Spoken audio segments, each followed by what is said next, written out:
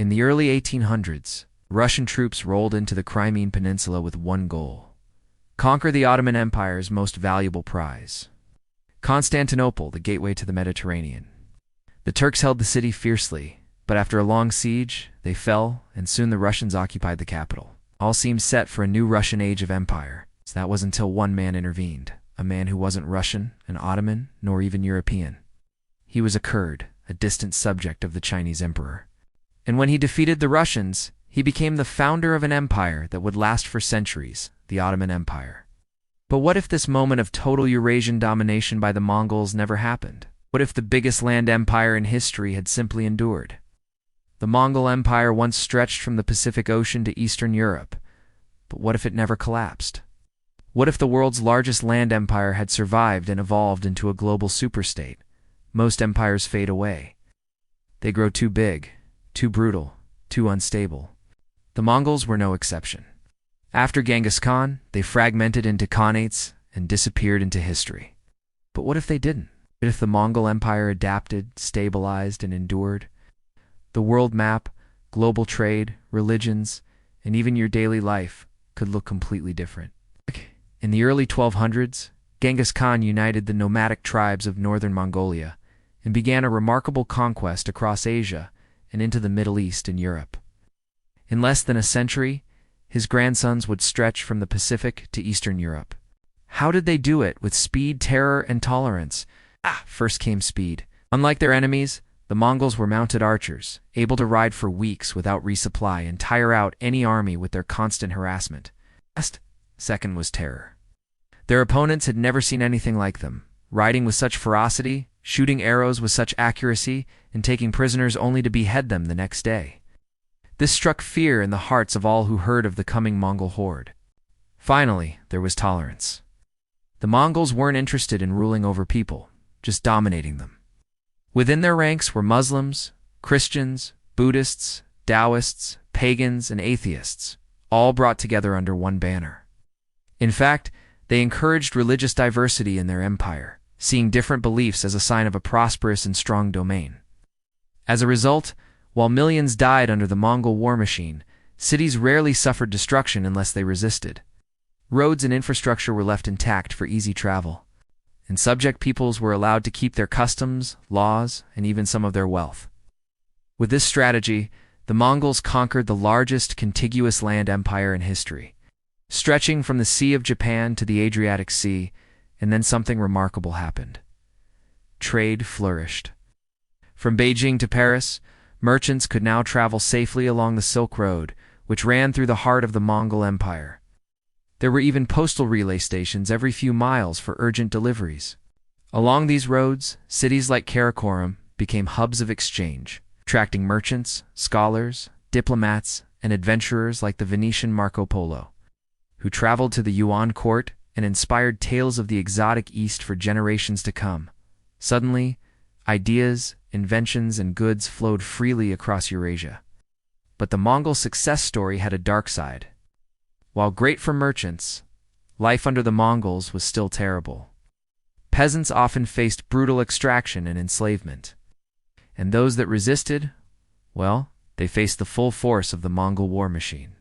In 1227, Genghis Khan died on a failed military campaign against the Western Xia.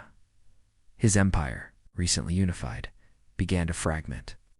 By 1260, 4 major khanates had formed, each ruling over the remnants of the old Mongol domains.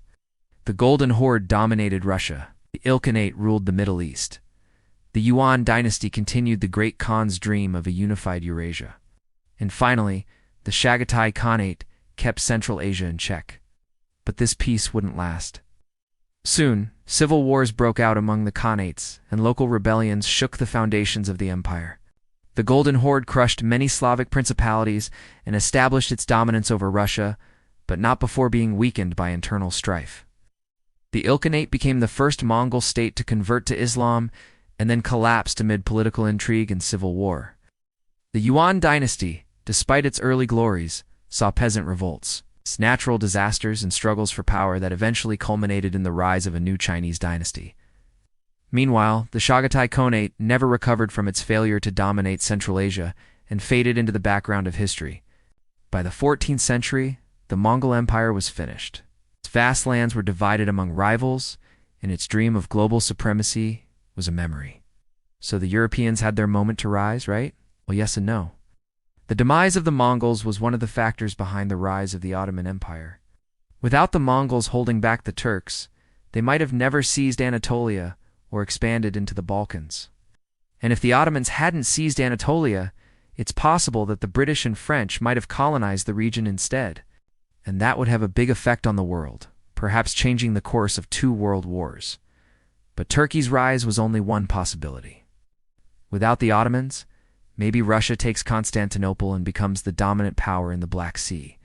Or perhaps the Byzantines are able to hold on longer or retake Constantinople, forming a third Rome that lasts until today. In fact, the very concept of the Byzantine Empire might not exist at all. And then there's Russia itself. As we know, it became the Tsardom of Russia, then the Soviet Union, and then modern Russia. But what if the Mongols had never fallen?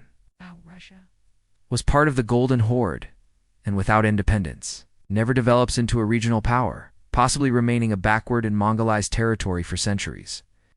In speaking of the Mongols, it's possible that without its fragmentation, they become a modern superpower. Imagine a nation with hundreds of millions of people, cheap labor, abundant resources, and a warrior culture honed for centuries. It's scary to think about. And then there's China. As we know, the Ming overthrew the Mongols and ushered in an age of prosperity and cultural brilliance. But what if the Yuan had survived? Maybe the Ming never rise, or if they do, they spend much of their early years fighting the Mongols, delaying their rise to power. I imagine the impact of a Mongol-connected world, without its collapse, sustained and deeper contact between Europe and China, is almost guaranteed. Marco Polo visited the court of Kublai Khan, but what if he'd gone to the court of the Yongo Emperor? Would gunpowder, printing, paper money, and other inventions leap across Eurasia centuries earlier? Would China adopt European scientific ideas about optics, astronomy, and chemistry? Would the Renaissance arrive in Beijing before Florence? And would Columbus reach the Americas sooner or later? It's also possible that Mongol unity would have accelerated progress in other areas. Under a single ruler, vast public works projects, new roads, new canals, and new cities might have sprung up across Eurasia. A standardized system of weights and measures. A common currency and new legal codes could have facilitated trade and boosted industry. In fact, the Mongols actually did some of this. They created the world's first contiguous highway system across Eurasia. They connected time zones, and they even developed a universal postal system, making it possible for a letter sent in Beijing to arrive in Paris within a month. And that's just what they started. Imagine what a few more centuries would have brought. But not all of this would have been good. For starters, under Mongol rule, there would have been less room for local governance and dissent. Many of the great revolutions in history, like the American, French, and Russian revolutions, occurred because of Enlightenment ideas. Ideas like individual liberty, popular sovereignty, and separation of powers. These sorts of ideas would likely be stifled in a tightly controlled Mongol empire. Even within the Mongol Empire itself, we see signs of this. The various khanates made progress, but only after breaking away from the Yuan. The same would likely happen elsewhere. So would a world ruled by Mongols have been more connected, or more controlled, more advanced, or more uniform? What other historical moments would you like us to explore in our series?